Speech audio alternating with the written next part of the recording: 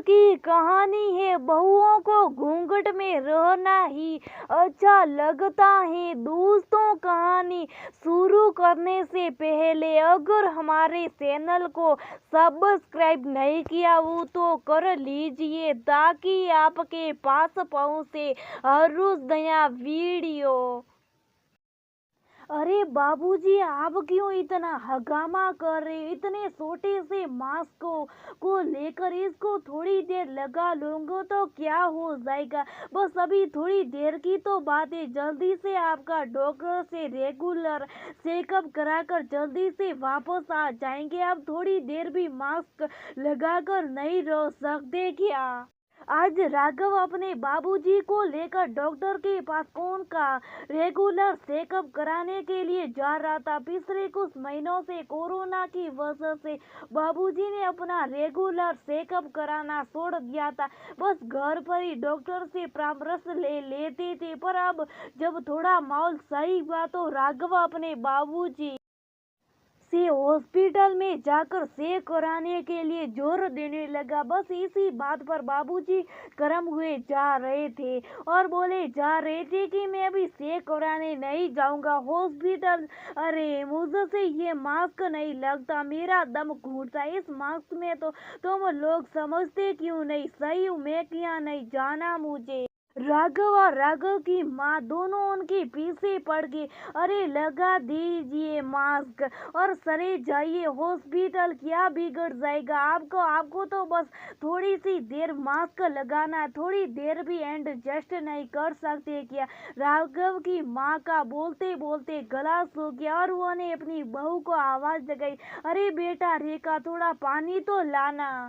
रेखा अपने ससुर जी के सामने घूंघट लेती थी क्योंकि राघव के बाबूजी को बहुओं का घूंघट में रहना ही अच्छा लगता था। उनके अनुसार घूंघट से बहू की पहचान होती और घूंघट औरत की मर्यादा का मान होता। राघव की माँ ने खूब समझाया था, आजकल की लड़कियां घूंघट में रहना पसंद नहीं करती और वह भी तो हमारी बेटी के जैसे ही है, फिर क्यों बहू से घूंघट निकालना? पर राघव के बाबूजी इन दलीलों को नकराते हुए एक ही बात कहते, ज्यादा मॉडर्न मत बहो, घर की बहू का संस्कार होता घूंघट। राघव की माँ ने राघव के बाबूजी को समझाना ही छोड़ दिया था। उनको पता था ये नहीं समझेंगे, बस बहू को समझा दिया था कि उनके सामने आओ तब घूंघट ले लिया करो और किसी के सामने लेने की जरूरत नहीं। बेचारी रेखा क्या करती, उसको ये बात माननी पड़ी। जब भी राघव के बाबूजी सामने आते वह फटाफट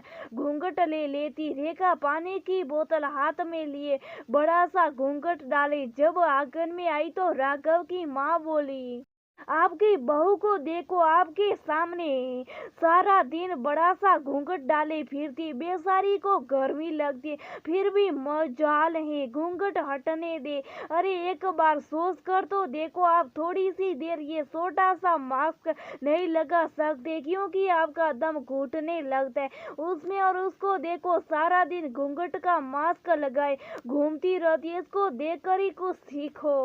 ये भी तो आपकी बात का मान रखकर घूंघट रखती है, तो आप भी हमारी बात मान लो। थोड़ी देर मास्क लगाकर डॉक्टर के पास चले जाइए, कौन सी आपत आ जाएगी? थोड़ी देर मास्क लगाने से राघव के बाबूजी ने मास्क लगा लिया और डॉक्टर के पास चले गए। जब घर पर आए तो उन्होंने सबसे पहले रेखा बहू को आवाज लगाई।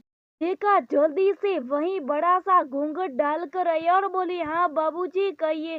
बाबूजी अपना मास्क उतारकर खुली हवा में सांस ले रहे थे।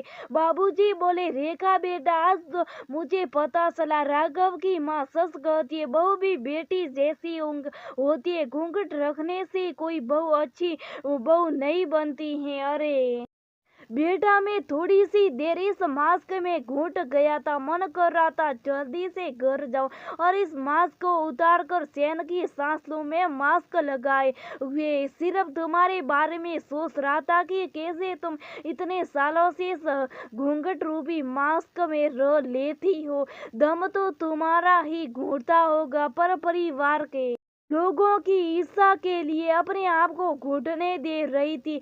अरे बेटा, अगर मेरी बेटी भी सारे दिन अपने ससुराल में ऐसी घूंघट में रहेगी तो उसका भी दम घुट जाएगा, और जब घर की बसिया का दम घुट जाए तो परिवार के लोग कैसे खुश रहेंगे। इसलिए आज मैं तुमको इस घूंघट से आधा करता हूँ। आज से बहू तुम घूंघट नहीं लोगी। ससुराल के लोगों की इज्जत अच्छे व्यवहार से होती है, ना कि घूंघट निकालने से। तभी पीछे से राघव की माँ ने रेखा का घूंघट खींचकर उतार दिया और अपने पति का मास्क हाथ में लेते हुए बोली, वाह मेरे छोटे से मास्क, आज तो तूने कमाल कर दिया। घर की औरतों को घूंघट में रहने वाले इंसानों को ये सोचने पर मजबूर कर दिया कि वह छोटे से मास्क में घुट जाते तो घर की औरतों तो घूंघट में पूरी जिंदगी निकाल देती। वो कैसे पूरी जिंदगी भर उस घूंघट की आड़ में अपनी जिंदगी को समेट कर रख लेती। आज आखिर आपको समझ में आ ही गया। राघव के बाबूजी, पर चलो समझ में तो आया। आज से मेरी रेखा बहू इस घूंघट रूपी मास्क से आजाद हुई। तभी पीछे से राघव आता और बोलता है, हाँ घूंघट से आजाद हो जाओ, पर अभी मास्क के आजाद नहीं होना है। मास्क तो अभी आपको हर हाल में लगाना है। मास्क अभी अपना का जीवन रूपी साथी। और सब हंसने लगते।